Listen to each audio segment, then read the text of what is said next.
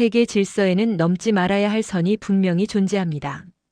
강대국이 만든 기준을 거스르지 말 것, 국제기구의 매뉴얼을 의심하지 말 것, 그리고 지시가 내려오면 그대로 따를 것. 이 선을 넘은 나라들은 대부분 비슷한 결말을 맞았습니다. 제재, 고립, 경제 붕괴, 그리고 많은 경우 역사 속에서 사라졌죠. 저는 그 사례들을 수십 년 동안 연구해온 사람입니다. 그래서 확신했습니다. 국가는 말을 안 들으면 반드시 대가를 치른다고요. 그런데 자료를 정리하던 어느 순간 이 확신을 흔드는 이름 하나가 계속 눈에 걸렸습니다. 경고를 알고 있었고 위험도 충분히 이해하고 있었는데도 남들이 가지 말라는 방향을 의도적으로 선택한 나라. 매뉴얼을 그대로 따르지 않았고 지시를 기다리기보다 현장에서 결정을 내려버린 나라. 솔직히 말해 처음엔 이해할 수 없었습니다. 이건 국가 차원에서 절대 해서는 안 될 선택들이었기 때문입니다. 그런데도 그 나라는 멈추지 않았습니다. 실패하면 고쳤고 비판을 받으면 수정했고 결과에 대한 책임을 끝까지 떠안았습니다. 저는 하버드에서 학생들에게 이렇게 말했습니다. 이 사례는 칭찬하려고 꺼낸 이야기가 아닙니다. 오히려 가장 위험한 선택을 반복한 나라의 기록입니다. 그렇다면 질문은 이것입니다. 지독히도 말을 듣지 않았던 그 나라는 과연 어떤 운명을 맞이했을까요? 오늘 그 이야기를 한 명의 교수로서 그리고 한 명의 연구자로서 차분히 시작해 보겠습니다. 잠깐 영상 시작에 앞서 먼저 구독과 좋아요를 눌러주시면 감동사다리의 영상 제작에 큰 힘이 됩니다. 댓글로도 많은 응원 부탁드립니다. 그럼 바로 시작하겠습니다. 저는 하버드 케네디 스쿨에서 국제 정책을 가르치고 있습니다. 에드워드 밀러예요. 정치경제학이 제 전공이죠.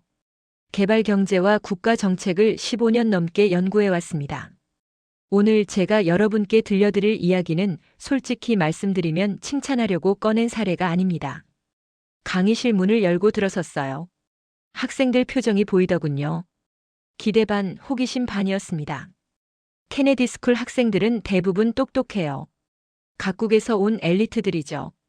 이들은 성공 사례를 좋아합니다. 희망적인 이야기요. 본받을 만한 모델 말이에요. 미래의 자기 나라로 돌아가서 적용할 수 있는 청사진을 원하죠. 하지만 저는 첫 마디부터 그 기대를 꺾어야 했습니다. 오늘 다룰 나라는 여러분이 생각하는 그런 모범 사례가 아닙니다. 학생들이 고개를 갸우뚱했어요. 당연하죠. 셈이나 제목만 봐도 어느 정도 짐작했을 겁니다. 하지만 저는 분명히 해두고 싶었어요. 이건 미화된 성공담이 아니라는 거요.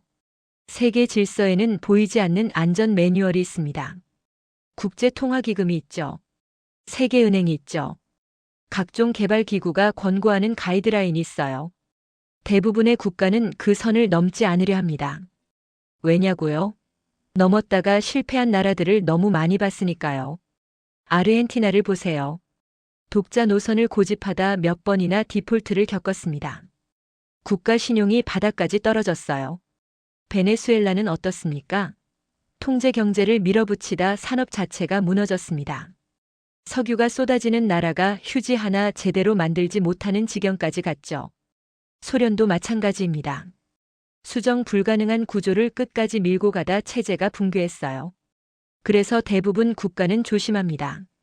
권고를 따르죠. 그게 합리적이니까요. 최소한 망하지는 않으니까요. 국민들이 굶지는 않으니까요. 저도 그렇게 믿었습니다. 오랫동안요. 저는 기적이라는 단어를 싫어해요. 민족성이니 정신력이니 이런 말들도 마찬가지입니다. 학자로서 그런 단어들은 분석을 방해하거든요. 설명할 수 없는 걸 그럴싸하게 포장하는 수단일 뿐이에요. 저는 데이터를 믿습니다. 숫자를 믿죠. 패턴을 믿어요. 그래서 저는 냉소적이었습니다. 특히 국가 성공 신화에 대해서요. 한국에 대해서도 마찬가지였어요. 냉전 특수죠. 미국 지원이죠. 일본 배상금이죠. 운이 겹친 케이스죠. 저는 그렇게만 생각했습니다. 특별할 게 없다고요. 조건만 좋았다고요. 그런데 말이에요. 지난 15년간 개발 경제와 국가 정책을 연구하면서 뭔가 이상한 패턴을 발견했습니다. 매뉴얼을 따르지 않았는데도 살아남은 나라가 있었어요.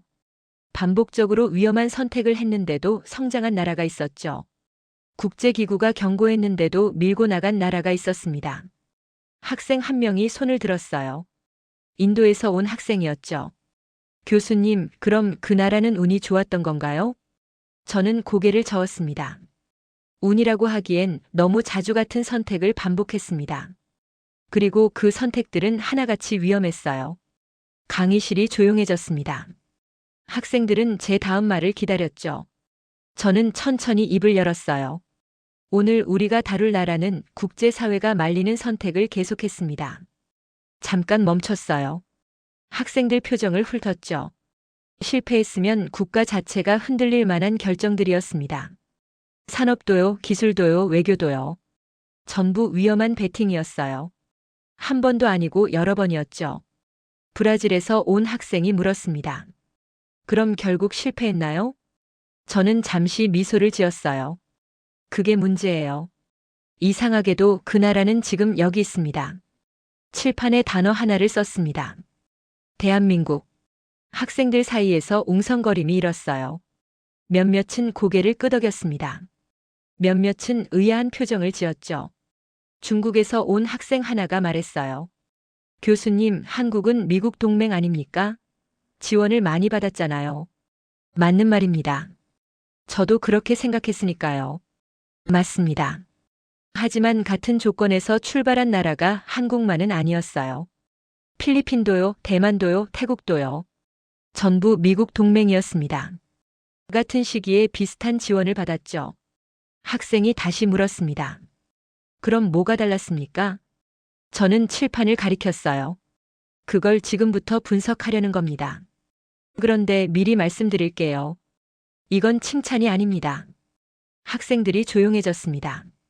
이건 분석이에요. 그리고 경고죠. 저는 교탁 위에 자료를 펼쳤습니다. 국가별 산업정책 비교표였어요. 10여 개 국가가 나열돼 있었죠. 성공한 나라, 실패한 나라, 그 중간 어딘가에 있는 나라들이었습니다. 여러분은 오늘 불편한 질문을 받게 될 겁니다. 성공이 뭔지요, 안정이 뭔지요, 합리적 선택이 뭔지에 대해서요. 한 학생이 손을 들었어요. 독일에서 온 학생이었습니다. 교수님, 그럼 한국은 비합리적이었다는 말씀이신가요? 저는 고개를 끄덕였습니다. 네. 제가 보기엔 그랬어요. 적어도 교과서적으로는요. 그리고 그게 바로 오늘의 주제입니다. 학생 하나가 또 물었어요. 그럼 왜 성공했습니까? 저는 웃었습니다. 그걸 지금부터 8개 장에 걸쳐 분석할 겁니다. 그런데 한 가지 약속하죠.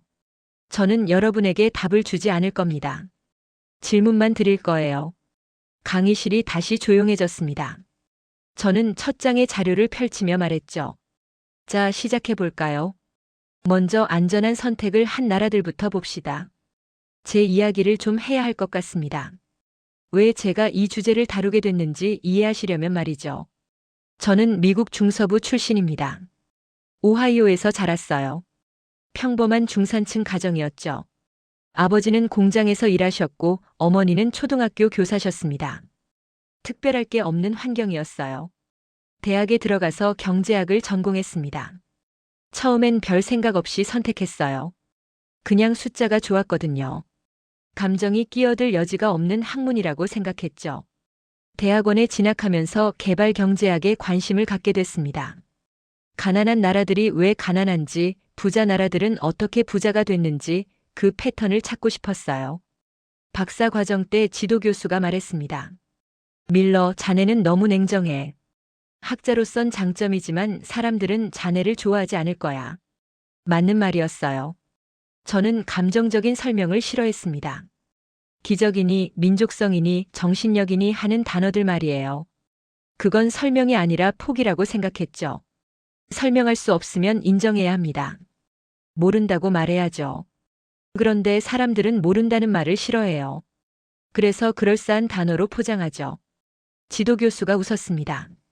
그게 자네 약점이야. 세상은 그렇게 단순하지 않아. 저는 그 말을 믿지 않았어요. 박사학위를 받고 하버드에 자리를 잡았습니다. 케네디 스쿨에서 국제 정책을 가르치기 시작했죠. 연구도 계속했어요.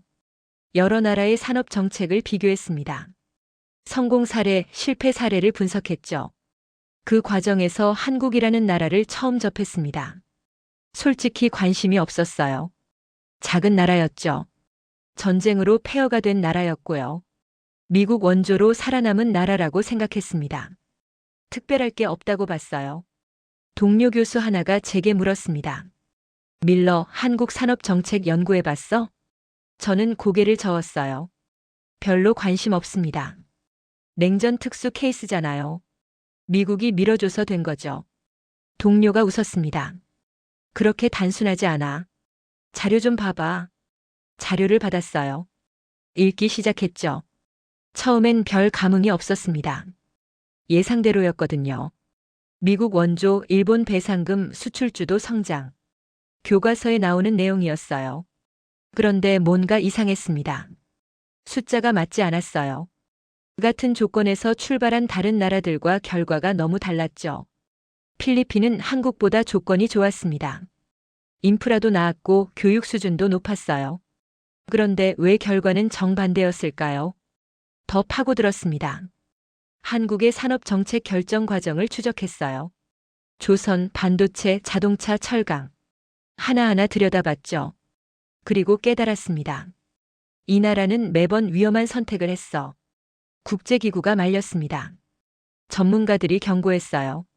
실패 확률이 높다고 했죠. 그런데 한국은 밀어붙였습니다. 한 번도 아니고 여러 번이었어요. 조선소를 지을 때도 그랬습니다. 배 한 척 제대로 만들어 본 적 없는 나라가 대형 조선소를 짓겠다고 했죠. 세계은행이 반대했어요. 경험도 없고 기술도 없고 시장도 없다. 실패할 게 뻔하다. 그런데 한국은 했습니다. 반도체도 마찬가지였어요. 일본이 시장을 장악하고 있었죠. 미국 기업들도 고전하던 시기였습니다. 그때 한국이 뛰어들었어요. 전문가들이 말했죠. 너무 늦었다. 기술 격차를 따라잡을 수 없다. 그런데 한국은 했습니다. 저는 혼란스러웠어요. 이건 운이 아니었습니다. 한두 번이면 운이라고 할 수 있죠. 그런데 계속 반복되는 패턴이었어요. 연구실에 앉아서 자료를 다시 펼쳤습니다. 밤을 새워가며 읽었죠. 뭔가 놓친 게 있을 거라고 생각했어요. 숨겨진 변수가 있을 거라고 봤습니다. 동료가 또 물었어요. 밀러, 결론 나왔어? 저는 대답하지 못했습니다. 아직 모르겠습니다. 뭔가 다른데 뭐가 다른지 설명이 안 돼요. 동료가 말했죠. 그럼 직접 가봐. 책상에 앉아서는 안 보이는 게 있어. 그래서 한국에 갔습니다. 첫 방문이었어요. 솔직히 기대는 안 했습니다. 그냥 현장 확인 정도라고 생각했죠. 서울에 도착했어요. 공항에서 나오는 순간 뭔가 느낌이 달랐습니다. 속도감이 다르더군요. 사람들이 빨리 움직였어요. 급하게 움직였죠. 기업 몇 곳을 방문했습니다. 임원들을 만났어요. 질문을 던졌죠. 왜 그렇게 위험한 선택을 했습니까? 실패할 확률이 높았잖아요. 한 임원이 대답했습니다. 실패 확률이 높은 건 알았습니다. 그런데 안 하면 끝이라고 생각했어요. 저는 물었습니다. 그게 합리적인 판단이었습니까? 임원이 웃었어요. 합리적이진 않았죠. 그런데 필요했습니다. 그 말이 계속 머릿속에 맴돌았어요. 합리적이진 않지만 필요했다. 이게 대체 무슨 의미일까요? 미국으로 돌아왔습니다. 연구를 계속했어요. 그리고 깨달았죠. 저는 한국을 믿지 않았습니다. 지금도 완전히 믿는 건 아니에요. 하지만 무시할 수도 없게 됐습니다. 이건 분명 연구할 가치가 있는 케이스였으니까요. 그래서 오늘 이 강의를 하게 된 겁니다. 칠판에 4개 나라 이름을 썼습니다. 칠레, 멕시코, 필리핀, 가나. 학생들이 고개를 갸우뚱했어요. 이 나라들의 공통점이 뭘까요? 한 학생이 손을 들었습니다. 전부 개발도상국입니다. 맞습니다. 하지만 그게 다가 아니에요. 이 나라들은 국제기구의 권고를 충실히 따랐습니다. 국제통화기금이 말하면 들었어요. 세계은행이 제시한 가이드라인을 받아들였죠. 자료를 나눠줬습니다. 각국의 경제 정책 연표였어요. 학생들이 자료를 읽기 시작했죠. 보세요. 칠레는 1980년대에 시장 개방을 했습니다. 국제통화기금이 권고한 대로였죠. 민영화를 추진했어요. 규제를 풀었습니다. 한 학생이 물었어요. 결과는 어땠습니까? 저는 그래프를 보여줬습니다. 안정적이었어요. 급성장은 아니지만 붕괴도 없었습니다. 경제가 꾸준히 성장했죠. 멕시코 사례로 넘어갔습니다. 멕시코도 비슷합니다. 1990년대 초반에 북미 자유무역 협정을 맺었어요. 국제사회가 환영했죠. 개방과 자유무역의 모범 사례라고 했습니다. 학생들이 고개를 끄덕였어요. 멕시코는 위기를 겪긴 했습니다. 1995년에 페소화 위기가 있었죠. 그런데 국제통화기금이 구제금융을 줬어요. 빠르게 회복했습니다. 필리핀으로 넘어갔어요. 필리핀은 더 흥미롭습니다. 한국 전쟁 직후만 해도 아시아에서 가장 부유한 나라 중 하나였어요. 인프라가 좋았죠. 교육 수준도 높았습니다. 한 학생이 물었습니다. 지금은 어떻습니까? 저는 최근 데이터를 보여줬어요. 중진국 함정에 빠져 있습니다.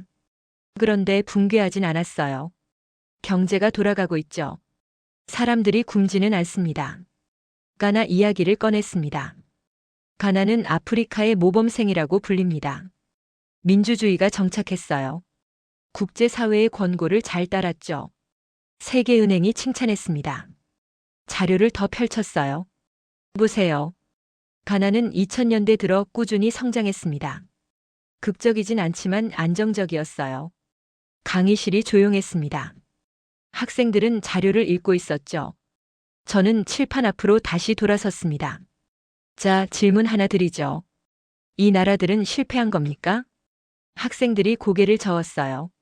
아니죠. 이 나라들은 합리적인 선택을 했습니다. 국제사회가 검증한 방법을 따랐어요. 그 결과 큰 위기 없이 살아남았죠. 브라질에서 온 학생이 손을 들었습니다. 교수님, 그럼 이게 정답 아닙니까? 저는 미소를 지었어요. 정답이라는 게 뭘까요? 살아남는 게 정답입니까? 학생이 대답했습니다. 최소한 망하지는 않았잖아요. 맞는 말입니다. 저도 그렇게 생각했어요. 오랫동안요. 맞습니다. 망하지는 않았어요. 정치적으로 안정됐죠. 경제도 돌아갑니다. 국민들도 먹고 살만해요. 칠판에 단어를 하나 더 썼습니다. 안정. 이게 이 나라들이 얻은 겁니다. 안정이에요. 예측 가능한 미래죠. 국제사회의 일원으로 인정받는 거예요. 학생 하나가 물었습니다. 그럼 뭐가 문제입니까? 저는 잠시 멈췄어요. 학생들을 둘러봤죠. 문제라고 말하진 않겠습니다. 그냥 결과를 말할 뿐이에요. 이 나라들은 세계 경제 안에 있습니다. 하지만 방향을 정하는 자리엔 없어요. 학생들 표정이 바뀌었습니다. 칠레를 보세요. 구리를 팝니다. 잘 팔아요. 그런데 구리 가격은 칠레가 정하지 않습니다. 국제시장이 정하죠. 멕시코를 가리켰어요. 멕시코는 제조업 기지입니다. 미국 기업들이 공장을 세웠어요. 일자리가 생겼죠. 그런데 무엇을 만들지, 어떻게 만들지는 멕시코가 정하지 않습니다. 필리핀으로 넘어갔습니다. 필리핀은 서비스업이 발달했어요. 콜센터가 많죠. 영어를 잘해서 가능한 일입니다. 그런데 그 일자리는 필리핀 기업이 만든 게 아니에요. 외국 기업들이 아웃소싱한 거죠. 가나를 마지막으로 얘기했습니다. 가나는 코코아를 팝니다. 금도 캐요. 잘하고 있어요. 그런데 초콜릿 회사는 가나에 없습니다. 정제 기술도 없어요. 칠판에 다시 썼습니다. 기술 주권. 이 나라들에게 없는 게 이겁니다. 스스로 결정할 수 있는 기술이 없어요. 의사 결정권이 외부에 있죠. 인도에서 온 학생이 물었습니다. 그럼 이 나라들은 잘못 선택한 겁니까? 저는 고개를 저었어요. 잘못이 아닙니다. 합리적인 선택이었어요. 이 나라들은 자원이 제한적이었죠. 위험을 감수할 여력이 없었습니다. 그래서 안전한 길을 택했어요. 학생이 다시 물었죠. 그럼 교수님은 이 선택을 비판하시는 겁니까? 저는 잠시 생각했습니다. 비판이 아닙니다. 관찰이에요. 이 선택에는 대가가 있다는 거죠. 안정을 얻는 대신 다른 걸 포기한 겁니다. 독일에서 온 학생이 손을 들었어요. 교수님, 그럼 양쪽 다 얻을 수는 없습니까? 저는 웃었습니다. 그게 오늘 강의의 핵심 질문입니다. 안정과 기술 주권 둘 다 가질 수 있을까요? 학생들이 조용해졌어요. 자료를 다시 들여다보기 시작했죠. 저는 교탁에 기댔습니다. 대부분의 경제학자는 말합니다. 불가능하다고요. 개발도상국은 선택해야 한다고 하죠. 안정을 택하거나 위험을 감수하거나. 칠판의 나라 이름들을 가리켰어요. 이 나라들은 안정을 택했습니다. 합리적인 선택이었어요. 그리고 지금 여기 있습니다. 잠시 멈췄습니다. 그런데 말이죠. 다른 선택을 한 나라가 하나 있습니다. 학생들이 저를 봤어요. 다음 말을 기다렸죠. 그 나라 이야기는 다음 장에서 하겠습니다. 칠판에 썼던 네 나라 이름을 다시 가리켰습니다. 칠레, 멕시코, 필리핀, 가나. 학생들은 여전히 자료를 보고 있었어요. 같은 나라들을 다른 각도로 봅시다. 새로운 그래프를 보여줬습니다. 산업 구조 변화 추이였어요. 1950년부터 현재까지의 데이터였죠. 칠레부터 볼까요? 1970년대 산업 구조입니다. 학생들이 그래프를 봤어요. 광업이 대부분이었죠. 2020년대 산업 구조는 어떻습니까? 학생 하나가 대답했습니다. 거의 똑같네요. 맞습니다. 50년이 지났는데 구조가 거의 안 바뀌었어요. 구리를 팔던 나라가 여전히 구리를 팝니다. 더 효율적으로 팔긴 하죠. 그런데 본질은 안 바뀌었어요. 멕시코 데이터를 펼쳤습니다. 멕시코는 어떻습니까? 1950년대엔 농업국이었어요. 지금은 제조업 기지죠. 변화가 있었습니다. 학생들이 고개를 끄덕였어요. 하지만 저는 다른 자료를 더 보여줬죠. 그런데 이걸 보세요. 제조업 부가가치 분석입니다. 그래프가 보여주는 건 명확했어요. 멕시코 제조업의 부가가치는 낮았습니다. 조립을 합니다. 부품을 끼워 맞추죠. 그런데 설계는 외국에서 해요. 핵심 부품도 수입하죠. 멕시코가 하는 건 마지막 단계뿐입니다. 중국에서 온 학생이 물었어요. 그래도 일자리는 생기지 않습니까? 저는 고개를 끄덕였습니다. 물론입니다. 일자리는 중요하죠. 사람들이 먹고 살아야 하니까요. 그런데 이 일자리는 언제든 사라질 수 있어요. 학생이 되물었습니다. 왜요? 저는 다른 사례를 들었어요. 2000년대 초반 많은 미국 기업이 멕시코에 공장을 세웠습니다. 인건비가 싸니까요. 그런데 2000년대 중반부터 중국으로 옮기기 시작했어요.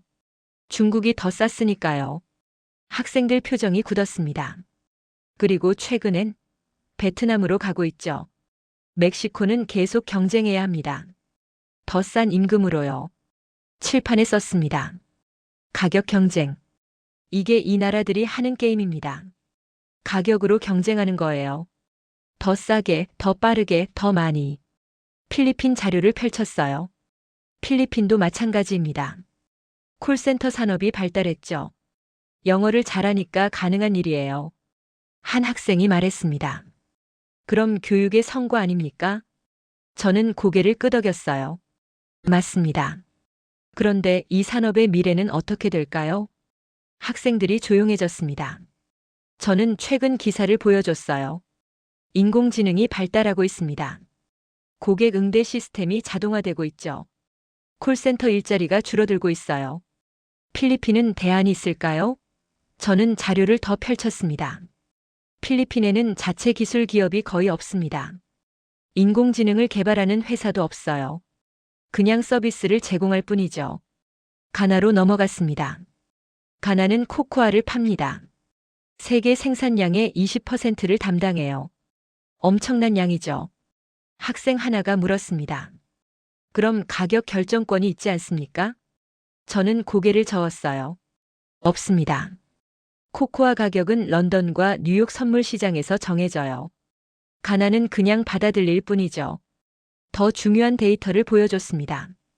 코코아 한 톤 가격이 2,000달러라고 쳐요. 가나가 받는 돈은 얼마일까요? 한 톤당 1,500달러 정도입니다. 나머지는 중간상들이 가져가죠. 학생들이 놀란 표정을 지었어요. 초콜릿 한 개가 5달러라고 칩시다. 가나가 받는 돈은 얼마일까요? 10센트도 안 됩니다. 나머지는 가공, 유통, 브랜드 회사가 가져가요. 칠판에 다시 썼습니다.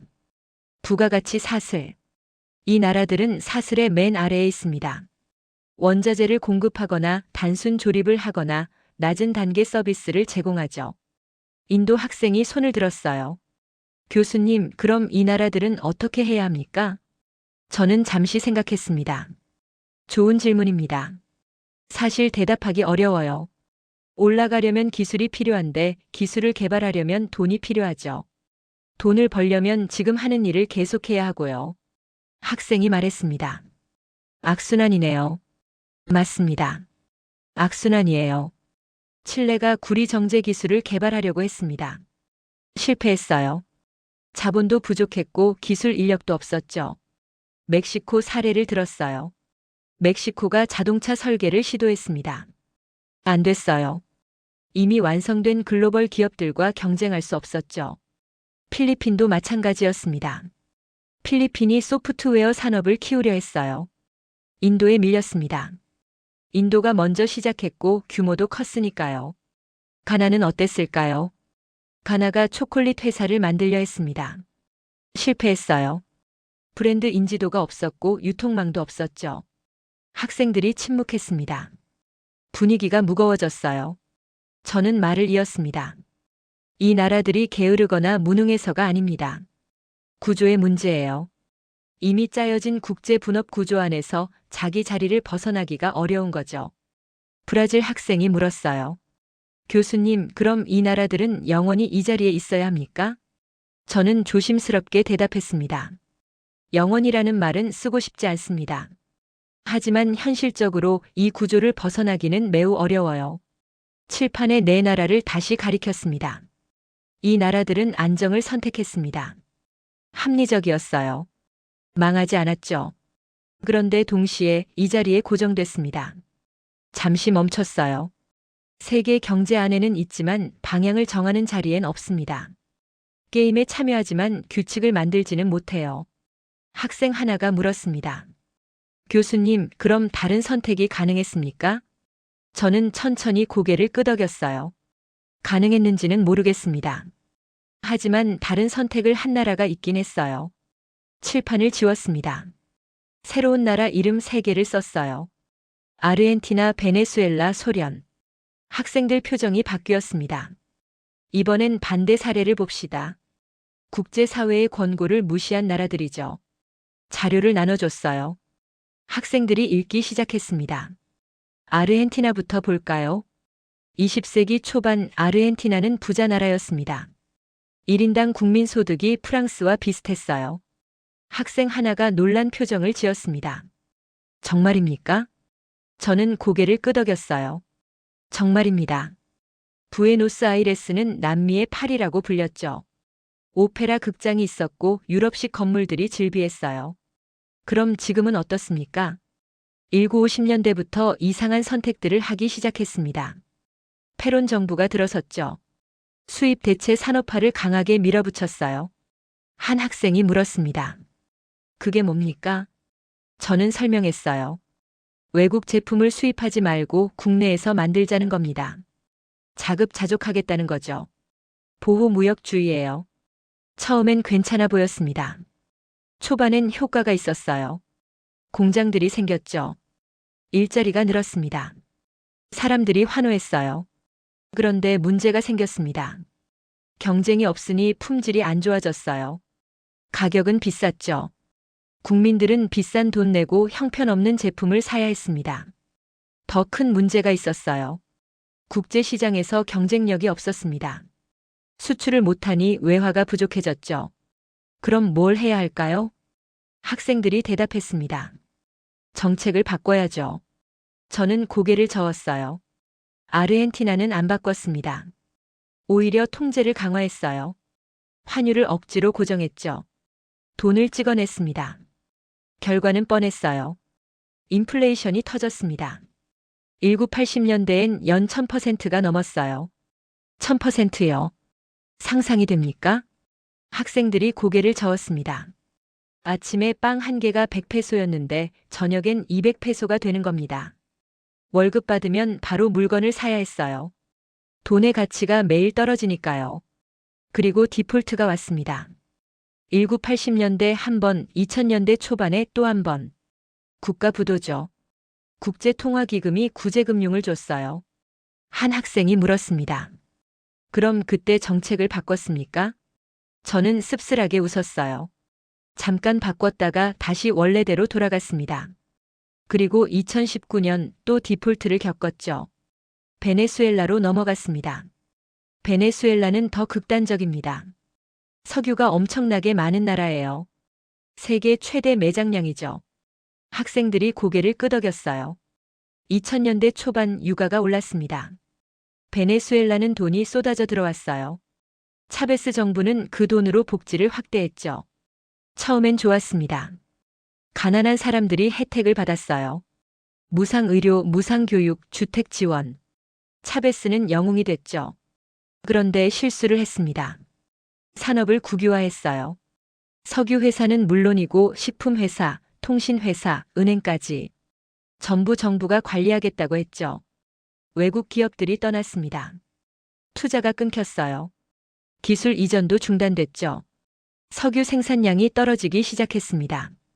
그리고 유가가 떨어졌어요. 2015년부터 유가가 폭락했습니다.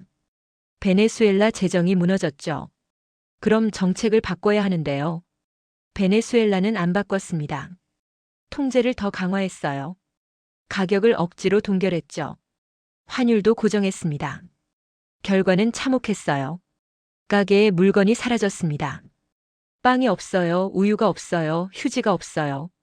석유 쏟아지는 나라에서 사람들이 굶었습니다. 학생 하나가 물었어요. 지금은 어떻습니까? 저는 최근 데이터를 보여줬습니다. 경제가 80% 넘게 축소됐어요. 수백만 명이 나라를 떠났죠. 남미 최악의 인도주의 위기입니다. 소련 이야기로 넘어갔습니다. 소련은 설명이 필요 없겠죠. 여러분도 아는 이야기일 겁니다. 하지만 중요한 포인트를 짚어야 했어요. 소련은 계획 경제를 했습니다. 시장이 아니라 정부가 모든 걸 결정했죠. 뭘 얼마나 만들지, 어디에 배분할지. 초반엔 성과가 있었어요. 공업화가 빠르게 진행됐습니다. 중공업이 발달했죠. 스푸트니크를 쏘아 올렸어요. 미국과 경쟁했습니다. 그런데 한계가 왔습니다. 경제가 복잡해질수록 계획이 안 맞았어요. 수요를 예측하지 못했죠. 물건은 넘치는데 사람들이 원하는 건 없었습니다. 더 큰 문제가 있었어요. 혁신이 없었습니다. 실패가 용납되지 않았거든요. 공장 관리자들은 할당량만 채우면 됐어요. 더 나은 방법을 찾을 이유가 없었죠. 결국 무너졌습니다. 1980년대 말 소련은 붕괴했어요. 체제가 유지될 수 없었죠. 칠판에 세 나라를 가리켰습니다. 자, 여기까지 보면 결론이 명확해 보입니다. 국제사회 권고를 무시하면 망한다. 맞죠? 학생들이 고개를 끄덕였어요. 당연한 반응이었습니다. 그때 독일 학생이 손을 들었습니다. 교수님, 그럼 결국 말 잘 듣는 게 답 아닙니까? 저는 잠시 멈췄어요. 좋은 질문입니다. 대부분의 사람들이 그렇게 결론 내리죠. 저도 그랬고요. 칠판을 다시 봤습니다. 그런데 여러분, 이 나라들의 진짜 공통점이 뭘까요? 학생들이 조용해졌어요. 저는 천천히 말했습니다. 이 나라들의 공통점은 불복종이 아닙니다. 학생들이 고개를 갸우뚱했어요. 공통점은 대안 없이 거부했다는 겁니다. 그리고 실패 후에도 고치지 않았다는 거죠. 칠판에 썼습니다. 수정 거부. 아르헨티나는 실패했는데도 같은 정책을 반복했어요. 베네수엘라도 마찬가지죠. 소련은 끝까지 구조를 바꾸지 않았습니다. 인도 학생이 물었습니다. 교수님, 그럼 거부하되 고치면 되는 겁니까? 저는 미소를 지었어요. 이론적으론 그렇습니다. 그런데 현실에서 그게 가능할까요? 학생들이 침묵했습니다. 대부분의 학자는 불가능하다고 말합니다. 거부하면 실패하고 실패하면 회복 불가능하다고요. 저는 교탁에 새 자료를 펼쳤어요. 그런데 말이죠. 하나 예외가 있습니다. 칠판에 새로운 그래프를 그렸습니다. 가로축은 시간, 세로축은 국민소득이었어요. 여러 나라의 선이 그어져 있었죠. 보세요. 1950년부터 2020년까지 주요 개발도상국의 경제성장 궤적입니다. 학생들이 그래프를 들여다봤어요. 대부분의 선은 완만했습니다. 천천히 올라가거나 정체되거나 오르락내리락 했죠. 필리핀입니다. 꾸준하지만 느려요. 다른 선을 가리켰습니다. 멕시코입니다. 중간에 위기가 있었지만 회복했죠. 그리고 하나 특이한 선이 있었어요. 가파르게 올라가는 선이었습니다. 이건 뭘까요? 학생들이 대답했습니다. 한국입니다. 저는 고개를 끄덕였어요. 맞습니다. 그런데 이 선을 자세히 보세요. 매끄럽지 않아요. 울퉁불퉁합니다. 정말 그랬습니다. 가파르게 올라가다가 툭 떨어지고 다시 올라가고 또 떨어지고를 반복했죠. 이게 뭘 의미할까요? 중국 학생이 대답했습니다. 위기를 여러 번 겪었다는 뜻 아닙니까? 맞습니다. 한국은 위기를 많이 겪었어요. 1970년대 오일 쇼크, 1980년대 조선 불황, 1997년 외환위기. 그런데 보세요. 떨어졌다가 다시 올라갑니다. 학생 하나가 물었어요. 운이 좋았던 건가요? 저는 자료를 더 펼쳤습니다. 운이라고 하기엔 패턴이 있습니다. 제가 15년간 연구하면서 발견한 건데요. 조심스럽게 말을 이었어요. 대부분의 학자는 예외가 없다고 말합니다. 국제사회 권고를 무시하면 망한다고요. 저도 그렇게 믿었어요. 학생들이 집중했습니다. 그런데 연구 과정에서 이상한 걸 발견했습니다. 완전히 동일하진 않지만 반복적으로 같은 선택 패턴을 보이며 살아남은 나라가 있었어요. 브라질 학생이 말했습니다. 한국이군요. 저는 고개를 끄덕였습니다. 네. 그런데 제가 강조하고 싶은 건 한국의 선택이 합리적이었다는 게 아닙니다. 학생들이 의아한 표정을 지었어요. 오히려 무모에 가까웠습니다. 실패했으면 국가 자체가 흔들릴 선택들이었어요. 1970년대 조선 산업 자료를 보여줬습니다. 1973년 한국은 대형 조선소를 짓겠다고 발표했어요. 세계은행이 반대했죠. 세계은행 보고서를 읽어줬습니다. 경험 없음, 기술 없음, 시장 없음. 실패 확률 90% 이상. 차라리 기존 산업에 집중하라. 학생 하나가 물었습니다. 그럼 한국은 왜 했습니까? 저는 당시 정책 문서를 보여줬어요. 대안이 없다고 판단했습니다. 경공업만으론 먹고 살 수 없다고 봤죠. 중화학공업으로 가야 한다고 결정했어요. 그리고 밀어붙였습니다. 1975년 첫 배를 만들었어요. 그런데 문제가 생겼죠. 어떤 문제였을까요? 용접 기술이 없었습니다. 도면을 못 읽었어요. 자재 조달도 엉망이었죠. 첫 배는 납기를 못 맞췄습니다. 학생들이 숨을 죽였어요. 그럼 망한 겁니까? 저는 고개를 저었습니다. 망하지 않았어요.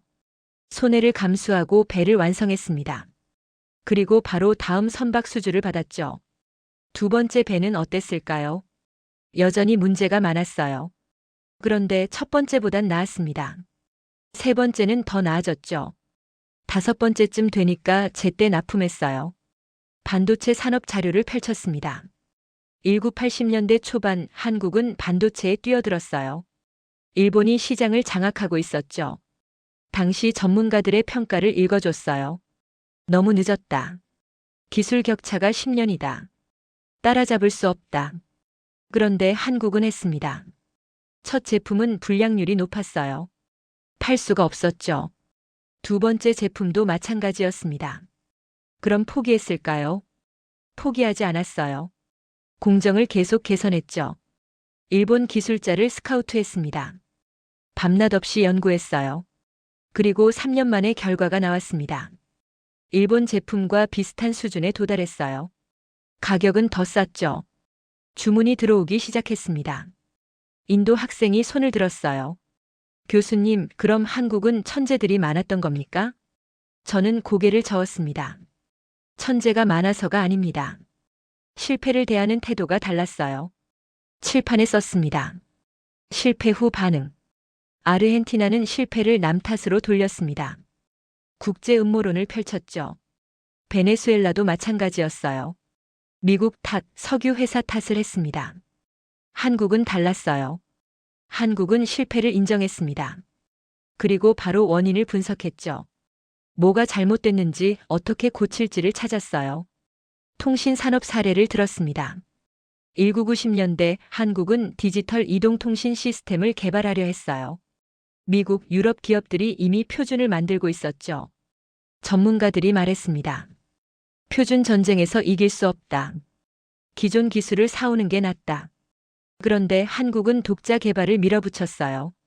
초기 시스템은 문제가 많았습니다. 통화가 끊겼어요. 음질이 나빴죠. 소비자들이 불만을 쏟아냈습니다. 그럼 어떻게 했을까요? 즉시 개선 작업에 들어갔어요. 소비자 불만을 데이터로 모았죠. 문제를 하나하나 고쳤습니다. 2년 만에 안정화됐어요. 그리고 이 기술을 해외에 수출하기 시작했습니다. 중동, 남미로요. 독일 학생이 물었습니다. 교수님, 그럼 한국의 비결은 뭡니까? 저는 잠시 생각했어요. 비결이라기보다는 구조적 특징입니다. 한국은 규칙을 무시한 게 아니에요. 학생들이 고개를 갸우뚱했습니다. 규칙이 작동하지 않을 때 멈추지 않았습니다. 그리고 실패했을 때 바로 고쳤어요. 칠판에 다시 썼습니다. 빠른 수정. 아르헨티나는 10년 동안 같은 실수를 반복했습니다. 한국은 실패하면 6개월 안에 고쳤어요. 이게 결정적 차이였습니다. 속도예요. 실패를 인정하는 속도, 원인을 찾는 속도, 구조를 바꾸는 속도. 이게 달랐습니다. 학생 하나가 물었어요. 그럼 다른 나라도 따라 할 수 있지 않습니까? 저는 씁쓸하게 웃었습니다. 그게 다음 장의 주제입니다. 새로운 자료를 펼쳤습니다. 한국 산업별 초기 실패 사례 목록이었어요. 학생들이 놀란 표정을 지었습니다. 이게 뭡니까? 저는 천천히 대답했어요. 한국이 저지른 실패들입니다. 성공만 있었던 게 아니에요. 조선 산업부터 시작했습니다. 1975년 첫 유조선 건조 때 이야기입니다. 용접 불량으로 기름이 샜어요. 선주가 인수를 거부했죠. 학생 하나가 물었습니다. 그럼 어떻게 했습니까? 당시 기록을 읽어줬어요. 전 직원이 3개월간 재작업했습니다. 용접을 전부 다시 했죠. 손해는 회사가 떠안았어요. 그리고 중요한 게 있었습니다. 바로 다음 달 용접 교육 프로그램을 만들었습니다. 일본에서 기술자를 초빙했어요. 전 직원이 재교육을 받았죠. 반도체로 넘어갔어요. 1983년 첫 디램 칩 생산 때입니다. 불량률이 70%를 넘었어요. 학생들이 숨을 죽였습니다. 70%요? 그럼 팔 수가 없잖아요. 맞습니다. 팔 수 없었어요. 6개월간 적자였습니다. 그런데 생산을 멈추지 않았어요. 계속 만들면서 문제를 찾았죠. 뭐가 문제였을까요? 클린룸 관리가 엉망이었습니다. 먼지 하나가 칩을 망쳤거든요.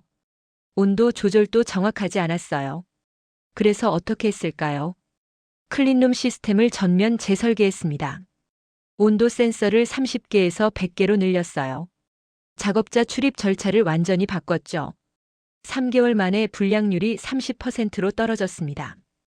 6개월 후엔 10%까지 내려갔어요. 1년 후엔 일본 수준에 도달했죠. 자동차 산업 자료를 펼쳤습니다. 1980년대 중반 한국차가 미국에 처음 수출됐어요. 초기 반응이 어땠을까요? 학생들이 조용히 들었습니다. 끔찍했습니다. 고장이 잦았어요. 엔진이 멈췄죠. 에어컨이 안 돌아갔습니다.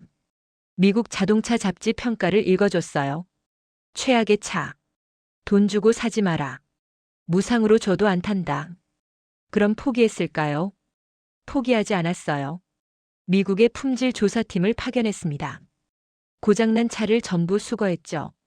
뭘 했을까요? 하나하나 분해했습니다. 어디가 문제인지 찾았어요. 엔진 설계 결함, 부품 내구성 부족, 조립 불량. 그리고 바로 고쳤습니다. 3개월 만에 개선 모델을 냈어요. 6개월 후엔 또 업그레이드 했죠. 1년 만에 평가가 바뀌기 시작했습니다. 철강 산업도 마찬가지였어요. 1970년대 포항제철이 첫 생산을 시작했습니다. 초기 제품 품질이 어땠을까요? 학생 하나가 대답했습니다. 안 좋았겠죠? 맞습니다. 불순물이 많았어요. 강도가 일정하지 않았죠. 일본 철강에 비해 한참 떨어졌습니다. 그런데 재미있는 일이 있었어요. 포항제철은 일본 기술자를 100명 넘게 초빙했습니다. 그리고 매일 회의를 했죠. 무슨 회의였을까요? 불량 원인 분석 회의였어요. 오늘 나온 불량품이 왜 나왔는지, 어떻게 고칠지를 매일 논의했습니다. 1년 만에 품질이 일본 수준에 근접했어요. 2년 후엔 일본보다 나아졌습니다. 가격도 쌌죠. 브라질 학생이 손을 들었습니다. 교수님, 그럼 한국은 실패를 두려워하지 않았던 겁니까? 저는 고개를 저었어요. 두려워했습니다. 당연히 두려워했죠. 그런데 실패를 숨기지 않았어요. 이게 핵심이었습니다. 아르헨티나는 실패를 인정하지 않았습니다. 통계를 조작했어요. 문제가 없는 척했죠.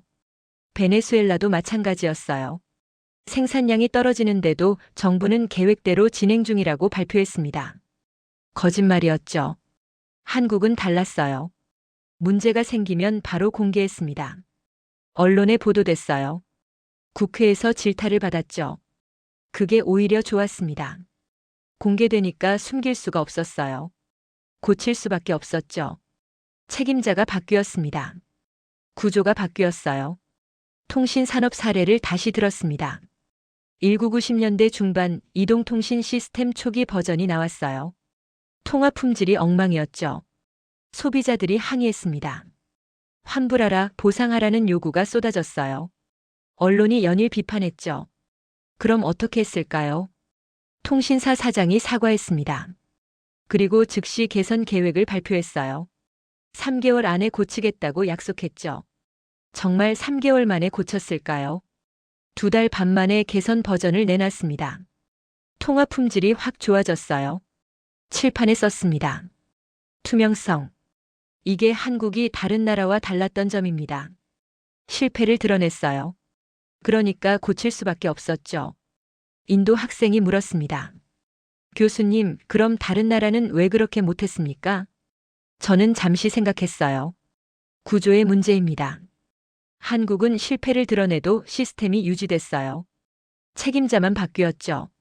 아르헨티나는 달랐습니다. 실패를 인정하면 정권이 무너졌어요. 그래서 숨겼죠. 숨기다 보니 더 커졌고요. 베네수엘라도 마찬가지였어요. 실패를 인정하면 체제가 흔들렸습니다. 그래서 끝까지 거짓말을 했죠. 한국은 구조가 달랐어요. 기업이 실패해도 국가는 유지됐습니다. 정부 정책이 잘못돼도 정권만 바뀌었어요. 시스템 자체는 계속됐죠. 독일 학생이 말했습니다.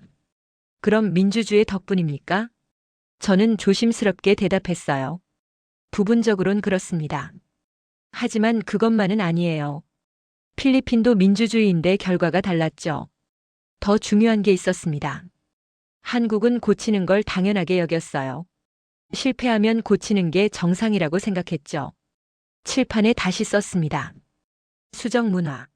아르헨티나는 고치는 걸 굴욕으로 여겼습니다. 자존심이 상한다고 생각했어요. 한국은 달랐어요. 고치는 게 자연스러웠습니다. 오히려 안 고치는 게 이상했죠. 학생 하나가 물었습니다. 교수님, 그럼 결론이 뭡니까? 한국은 특별했던 겁니까? 저는 고개를 저었어요. 특별하지 않았습니다. 한국은 규칙을 무시한 게 아니에요. 규칙이 작동하지 않을 때 멈추지 않았을 뿐이죠. 그리고 가장 중요한 말을 덧붙였습니다. 한국이 다른 나라와 달랐던 단 하나는 이겁니다. 실패 후 수정 속도였어요. 마지막 자료를 펼쳤습니다. 최근 10년간 한국 모델을 따라 하려던 나라들의 목록이었어요. 학생들이 관심 있게 봤습니다. 여러분, 흥미로운 현상이 있습니다. 2000년대 들어 많은 나라가 한국을 벤치마킹하려 했어요. 어떤 나라들이었을까요? 베트남, 인도네시아, 에티오피아, 우즈베키스탄. 심지어 남미 국가들도 관심을 보였죠. 한 학생이 물었습니다. 결과는 어땠습니까? 저는 데이터를 보여줬어요. 대부분 실패했습니다. 아니, 정확히 말하면 한국처럼 되지 못했죠. 왜 그랬을까요? 이 나라들은 한국의 겉모습만 봤습니다. 산업 정책을 복사했어요. 수출주도 성장을 따라했죠. 베트남 사례를 들었습니다. 베트남은 조선소를 지었어요. 한국처럼 대형 조선소를 만들겠다고 했죠. 결과는 어땠을까요? 20년이 지났는데 여전히 단순 선박만 만듭니다. 기술이 발전하지 않았어요. 왜 그랬을까요? 문제가 생기면 숨겼습니다. 불량이 나와도 공개하지 않았어요. 정부 체면이 깎인다고 생각했죠. 그러니까 고칠 수가 없었습니다. 문제를 모르는데 어떻게 고쳐요? 숨기다 보니 더 커졌죠. 인도네시아는 어땠을까요? 인도네시아도 철강 산업을 키우려 했습니다.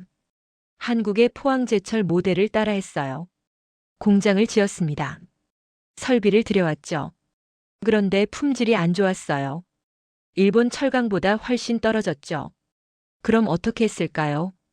정부가 보호관세를 씌웠습니다. 외국 철강 수입을 막았어요. 경쟁이 없으니까 품질이 개선될 이유가 없었습니다. 20년이 지났는데 여전히 그대로예요. 품질은 안 좋고 가격만 비쌉니다. 에티오피아 이야기를 꺼냈어요. 에티오피아는 한국 경제개발 모델을 연구했습니다. 정부 주도 산업화를 하겠다고 했죠. 계획을 세웠어요. 공단을 만들었습니다. 그런데 첫 공장에서 불량품이 쏟아졌어요. 어떻게 했을까요? 학생들이 대답했습니다. 고쳤겠죠. 저는 고개를 저었어요. 안 고쳤습니다. 담당자를 처벌했어요. 그리고 새 담당자를 임명했죠. 새 담당자도 같은 실수를 반복했습니다. 왜냐고요? 전임자가 뭘 잘못했는지 기록이 없었거든요. 실패를 숨겼으니까요. 칠판에 썼습니다. 학습 불가능.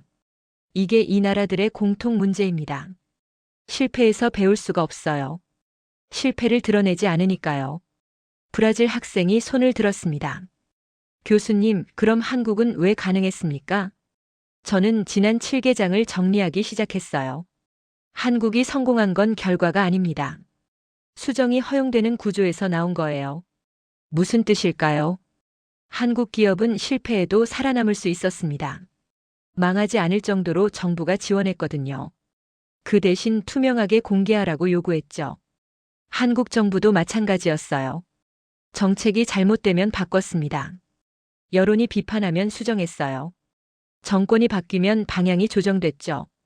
이게 핵심이었습니다. 실패가 종말이 아니었어요.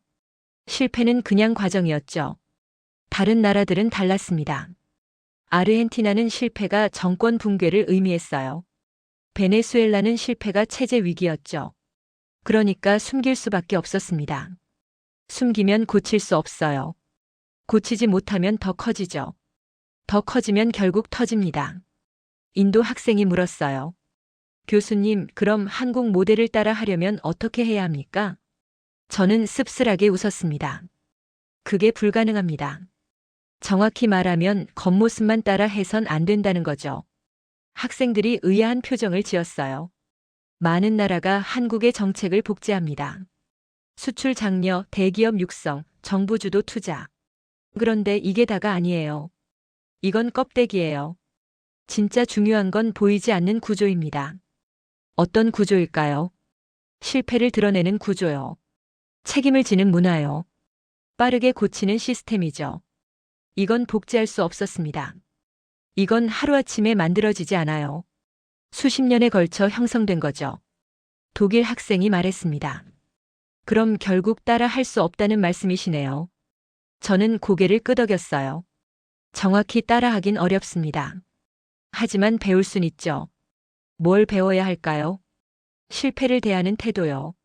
한국은 실패를 숨기지 않았습니다. 드러냈어요. 그래서 고칠 수 있었죠.